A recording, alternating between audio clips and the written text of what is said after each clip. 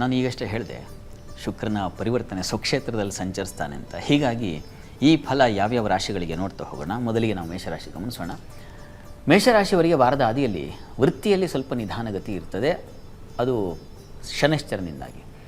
ಮತ್ತು ದಾಂಪತ್ಯದಲ್ಲಿ ಮನಸ್ತಾಪಗಳು, ಮಾರುಕಟ್ಟೆಗಳಲ್ಲಿ ಮೋಸ ಸಾಧ್ಯತೆ, ಇದೆಲ್ಲ ಮಾಂದಿ ಕಾರಣದಿಂದಾಗಿ ಉಂಟಾಗ್ತಕ್ಕಂಥದ್ದು. ಆದರೆ ಇದರ ಹೊರತಾಗಿ ಒಂದು ವಿಶೇಷವಾದ ಫಲ ಇದೆ. ಅದೇನಪ್ಪ ಅಂದರೆ ನಿಮ್ಮ ಸ್ವಕ್ಷೇತ್ರಕ್ಕೆ ಧನಸ್ಥಾನಕ್ಕೆ ಸಂಚರಿಸ್ತಕ್ಕಂಥ ಶುಕ್ರನಿಂದಾಗಿ ಮಾತಿನ ಕೌಶಲ್ಯ ಬೆಳೆಯುತ್ತೆ, ವಿದ್ಯಾರ್ಥಿಗಳಿಗೆ ಅನುಕೂಲಕರವಾಗಿರುತ್ತದೆ, ಕುಟುಂಬದಲ್ಲಿ ಸಹಕಾರಗಳು ಸಿಗುತ್ತೆ, ಸ್ತ್ರೀಯರಿಗೆ ಹೆಚ್ಚಿನ ಒಂದು ಸಹಕಾರಗಳು ಉಂಟಾಗ್ತಕ್ಕಂಥದ್ದು, ಕುಟುಂಬದಲ್ಲಿ ಸ್ತ್ರೀಯರ ಪಾತ್ರ ಔನ್ನತ್ಯಕ್ಕೆ ಬರ್ತಕ್ಕಂಥದ್ದು. ಇಷ್ಟು ದಿವಸ ನೀವು ಒಂಥರ ನೆರಳಿನಲ್ಲಿದ್ದಿರಿ, ಆದರೆ ಈಗ ಹಾಗಲ್ಲ, ಬೆಳಕಿಗೆ ಬರ್ತೀರಾ. ಶುಕ್ರನಿಂದಾಗಿ ಇಂಥ ಒಂದು ಫಲವನ್ನು ಖಂಡಿತ ಕಾಣಲಿಕ್ಕೆ ಅವಕಾಶ ಇದೆ. ಇನ್ನು ವಾರದ ಅಂತ್ಯ ಭಾಗದಲ್ಲಿ ನೋಡೋಣ. ವಾರಾಂತ್ಯದಲ್ಲಿ ನಿಮಗೆ ಚಂದ್ರನ ಬಲ ತುಂಬ ಚೆನ್ನಾಗಿದೆ. ಸಂಗಾತಿಯಲ್ಲಿ ಅನ್ಯೋನ್ಯತೆ, ಬಂಧು ಮಿತ್ರರಲ್ಲಿ ಬೌದ್ಧಿಕ ತರ್ಕ ಉಂಟಾಗುತ್ತೆ, ಅದು ತೊಂದರೆ ಇಲ್ಲ. ವೃತ್ತಿಯಲ್ಲಿ ಅನುಕೂಲ, ಜಯ, ಹಾಲು ಹಣ್ಣು ಹೂವಿನ ವ್ಯಾಪಾರಿಗಳಿಗೆ ತುಂಬ ಉತ್ಕೃಷ್ಟವಾದ ಲಾಭದಾಯಕವಾದ ಒಂದು ಫಲವನ್ನು ಕಾಣಲಿಕ್ಕೆ ತುಂಬ ಚೆನ್ನಾಗಿದೆ.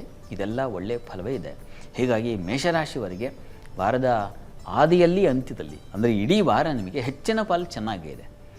ಮುಖ್ಯವಾಗಿ ಅದರ ಫಲ ನೀವು ತಗೊಳ್ಳೋದು ಶುಕ್ರನಿಂದಾಗಿ. ಅವನು ಸಪ್ತಮಾಧಿಪತಿಯೂ ಹೌದು. ಹೀಗಾಗಿ ಸಂಗಾತಿಯಲ್ಲಿ ಅನ್ಯೋನ್ಯತೆ, ವ್ಯಾಪಾರಗಳಲ್ಲಿ ಕೌಶಲ್ಯ, ಅದರಲ್ಲಿ ಲಾಭ ಬರ್ತಕ್ಕಂಥದ್ದು ಇತ್ಯಾದಿ ಎಲ್ಲ ಶುಭ ಫಲವನ್ನು ನೀವು ಕಾಣಲಿಕ್ಕೆ ಖಂಡಿತ ಸಾಧ್ಯತೆ ಇದೆ. ಸಣ್ಣ ಪುಟ್ಟ ತೊಡಕುಗಳು ಸಂಗಾತಿಯಲ್ಲಿ ಇತ್ಯಾದಿ ಅದು ತೊಡಕು ವಾರದ ಆದಿಯಲ್ಲಿರ್ತಕ್ಕಂಥದ್ದು, ಅದು ಅಷ್ಟು ತಲೆ ಕೆಡಿಸ್ಕೊಳ್ಳೋ ಅವಶ್ಯಕತೆ ಖಂಡಿತ ಇಲ್ಲ.